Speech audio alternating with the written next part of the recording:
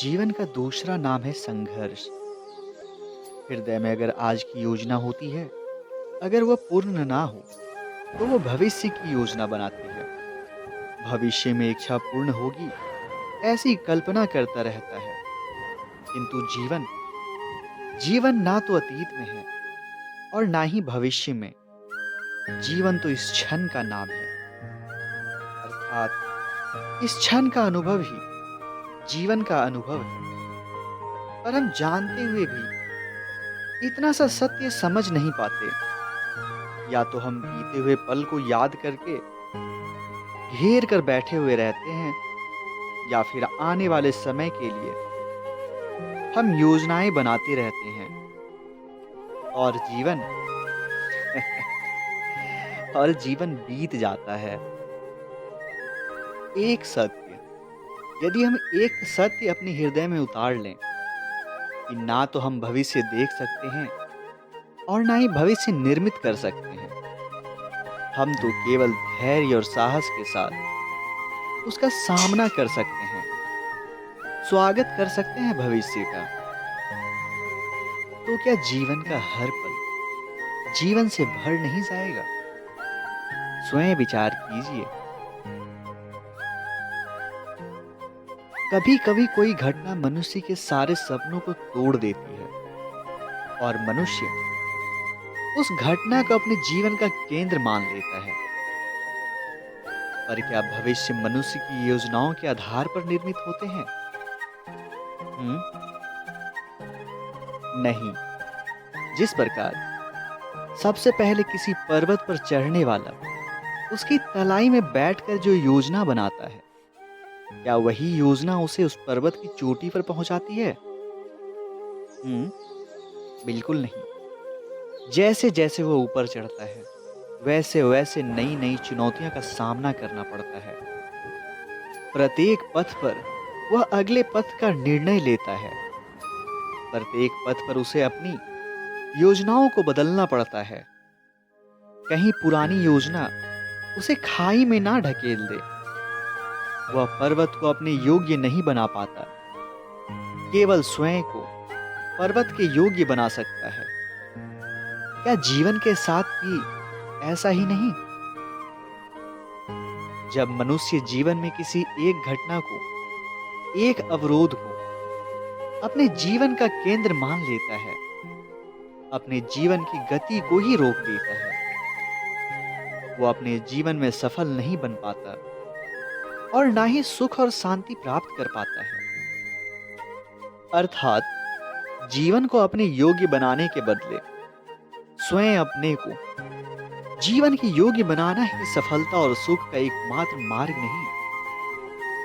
स्वयं विचार कीजिए।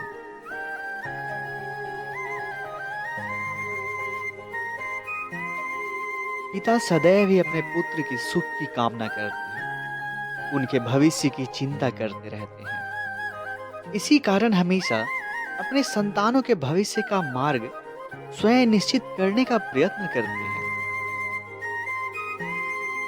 आज आप जीवन के जिस भी मोड़ पर हैं, क्या यहाँ तक आने की योजना कभी आपने बनाई थी? अगर बनाई भी थी, तो क्या वो सारी आपकी योजनाएं सफल रही? जरा गौर कीजिए अपने जीवन के उस पलों पर जहां आपको खुद अपने जीवन की बनाई गई योजनाओं को खुद ही बदलना पड़ा था। कभी अपने हालात के कारण, तो कभी वक्त की मार के कारण। बेशक योजनाएं आप बनाते हैं, लेकिन जीवन जीवन कभी आपके हिसाब से नहीं चलती है। यहाँ तो वही होता है जो वंशी वाला चाहते हैं।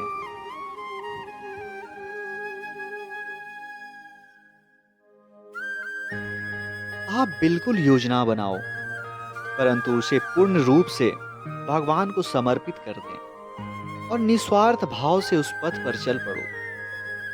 जो भी होगा अच्छे के लिए होगा। बस एक यही भावना अपने मन में उतार लो, फिर देखो कैसे आपका जीवन बदलता चला जाएगा। एक अहम और जरूरी बात, ये जो समय है इसकी एक खास बात है, यह पलटता है। अगर आज आपका समय खराब चल रहा है, तो कल अच्छा होगा, और बिल्कुल अच्छा होगा। बंसी वाले के ऊपर बिल्कुल शक ना करें, उनकी योजनाओं पर बिल्कुल शक ना करें। उन्होंने जिंदगी दी है तो कुछ ना कुछ तो सोचा ही होगा हमारे जीवन के बारे में। जब आप इस भावना से अपने जीवन में आगे बढ़ते हैं तो वह आपके प्रगति की पहली सीढ़ी होती है। एक बार कुछ युवकों ने प्रश्न किया, वास्तविक प्रगति क्या है? मैंने उन्हें बताया कि सच्ची प्रगति केवल आध्यात्मिक क्षेत्र में होती है। हम जिनको आमतौर पर प्रगति कहते हैं वह वास्तविक प्रगति नहीं है। सच तो यह है कि अतीत में हुई प्रगति की तुलना में आज लोग बहुत कम प्रगति कर रहे हैं। बेशक वे उतना संघर्ष कर रहे हैं जितना उनके पूर्वजों ने किया था, और आने वाली पीढ़ियां भी करेगी, लेकिन इनमें अंतर है। पूर्णता की ओर बढ़ने के मानवीय प्रयासों के पीछे एक प्रेरक कारक छिपा है, अस्थायी खुशी की इच्छा।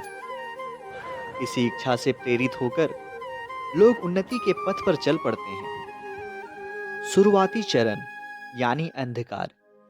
अंधकार युग में मनुष्य ने न केवल शारीरिक व मानसिक क्षेत्रों में प्रगति की, आध्यात्मिक दुनिया में प्रवेश की कुंजी उसके पास तब नहीं थी। जब लोग बाहरी दुनिया के संपर्क में आए तो उनके तंत्रिका तंत्र पर भारी दबाव पड़ा। इससे मानव संरचना में परिवर्तन शुरू हुआ। आप सोचते होंगे कि मानसिक जगत में परिवर्तन कैसे आया? जब मनुष्य ने मन के विकास के लिए भौतिक जगत और मानसिक क्षेत्र की खामियों से लड़ना शुरू किया तो मानसिक परिवर्तन होने लगे। अपनी मानसिक दुनिया को नया रूप देने के लिए उसके आंतरिक प्रयासों के कारण तंत्रिका कोशिकाओं और तांत्रिका तंतुओं के बीच काफी टकराव हुआ। परिणाम स्वरूप मानसिक और भौतिक दोनों संरचनाओं में सूक्ष्म परिवर्तन हुए। इस प्रकार उन प्रारंभिक मनुष्यों ने मानसिक दुनिया में बदलाव के लिए मानसिक अपूर्णता के खिलाफ लड़ाई लड़ी। यह लड़ाई अब भी जारी है और आगे भी जारी रहेगी।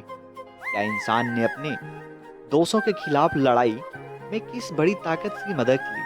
हाँ, उन्होंने शुरुआती दिनों में देखा कि भौतिक दुनिया की तुलना में मानसिक दुनिया में कई अधिक खामियां थी। कुछ बुद्धिमान मनुष्यों ने महसूस किया कि सीमित अकल वाले व्यक्ति के लिए अकेले संघर्ष करना संभव नहीं है। यदि किसी में संघर्ष की सहन शक्ति हो तब भी पूर्णता के कारण चरम बिंदु तक पहुंचने में उसे सैकड़ों हजारों साल लग जाएंगे।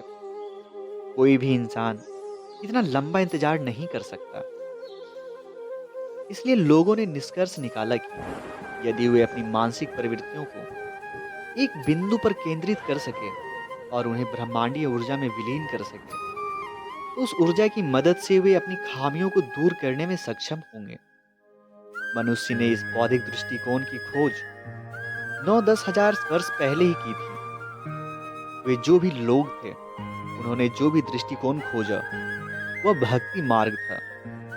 मानव इतिहास के उस चरण के लोग सबसे बुद्धिमान थे। इसलिए मनुष्य ने अपनी आसानी से भक्ति योग को अपना लिया। उसे एहसास हो गया था कि भक्ति ही एकमात्र मार्ग है। इसलिए जीवन में कभी परेशान ना हो।